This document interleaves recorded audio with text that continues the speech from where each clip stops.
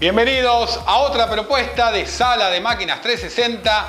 En esta media hora voy a entretenerte con mis pasiones. Autos, motos, aviones, deportes extremos viven en esta Sala de Máquinas. Dije motos, tenemos un experto, nuestro amigo Dani Excalibur Echeverría, el motero.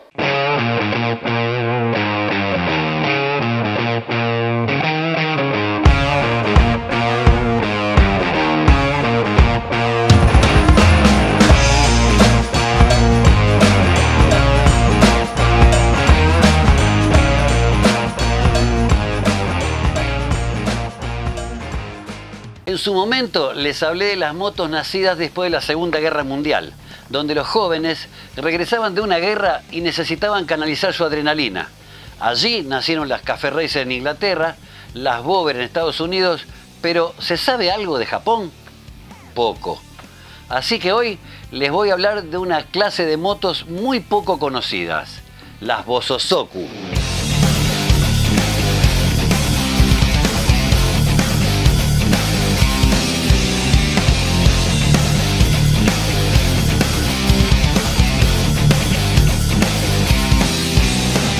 Las raíces de Bosozoku se remontan a los años posteriores a la Segunda Guerra Mundial, cuando surgió un nuevo grupo que se convirtió en un verdadero problema social.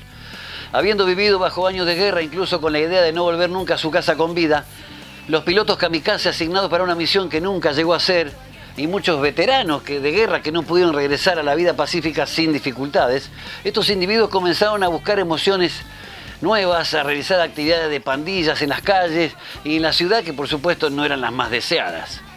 La inspiración y los ídolos los encontraron en películas extranjeras como Rebelde sin causa, por ejemplo. Ya los japoneses estaban volviéndose locos. Las ideologías más tarde atraparon a una juventud obsesionada con las motocicletas y así nació el Bosozoku. Bosozoku es sinónimo de bandas, violencia, rebeldía, ruido y velocidad. Fueron los medios quienes bautizaron por primera vez las pandillas adolescentes de motociclistas con el nombre de Bosozoku. Las pandillas de motociclistas de Japón, o el Bosozoku, que significa tribus de velocidad violenta, por lo general eran miembros que tenían entre 16 y 20 años, que era la edad permitida para manejar un scooter o una moto.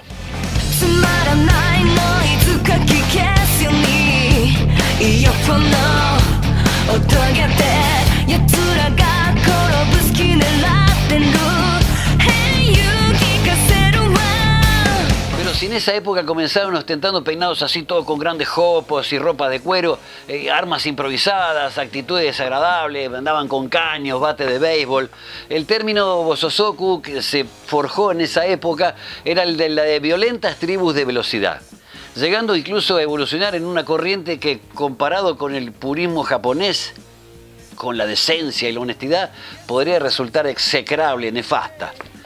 Por entonces, raro era que el miembro de cada banda no hubiese vivido una pelea callejera o tenido un problema con la policía.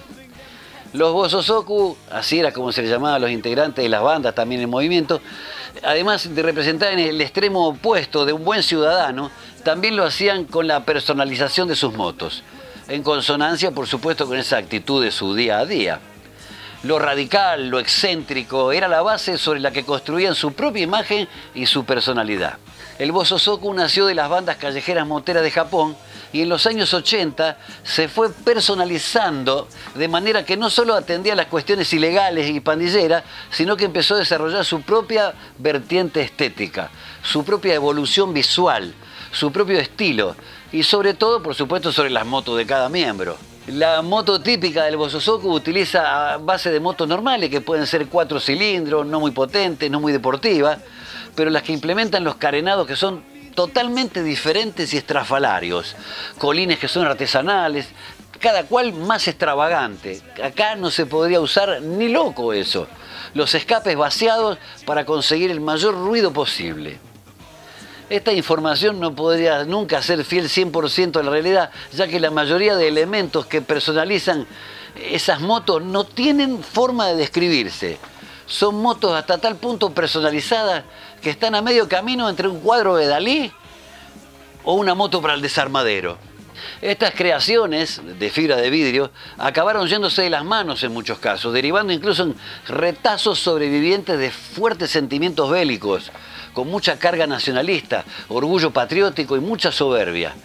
Todo eso alimentado por las herencias póstumas, la simbología de la Segunda Guerra Mundial, el heraldo del imperialismo japonés. Dentro de los extremos existen sus propios subextremos. Pero lo más sonado de esta corriente no es solo la actitud y la personalización, sino también su peculiar manera de hacerse notar, o de hacerse ver, o mejor dicho, de hacerse oír.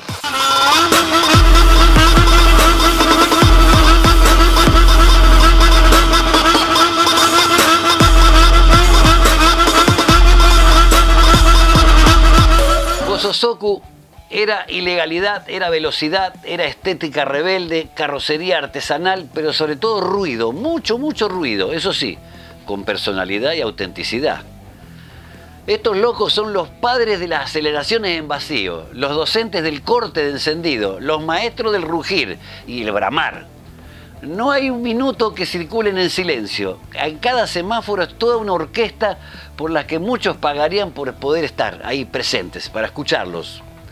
Son el terror de las calles al mismo tiempo que el orgullo de los fabricantes de escapes. Los oís venir y son ellos, son los Gosozoku, y no te hace falta mirar. Tal fue el desarrollo de su acústica que tuvo una tremenda evolución, llegando a resultar todo un arte dentro del mundo de las motos, logrando incluso tonalidades y melodías que jamás pensaría que pueden salir de un escape de un motor.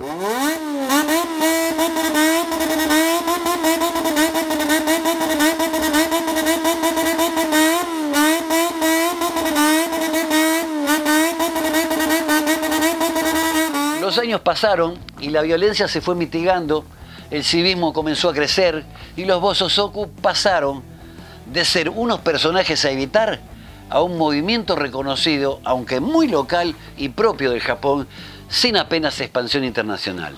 En la actualidad, las bandas Gosozoku perviven en otro número, son menos bandas y con otra presencia.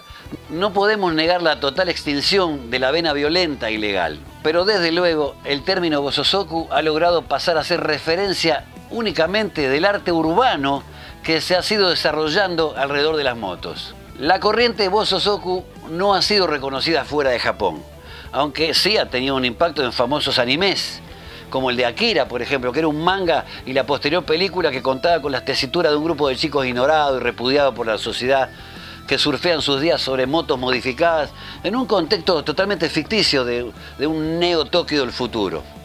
El Gosozoku, tras todas estas décadas, ha quedado relegado prácticamente a un arte acústico, con su propia imagen y su propia moda.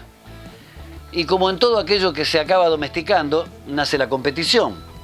Todo lo que muestra la artesanía de calidad de la manera menos elegante posible. Todas las cosas chillonas, ordinarias, exageradas y sin sabor. El trabajo está hecho tan bien que uno no sabe si odiarlo o amarlo.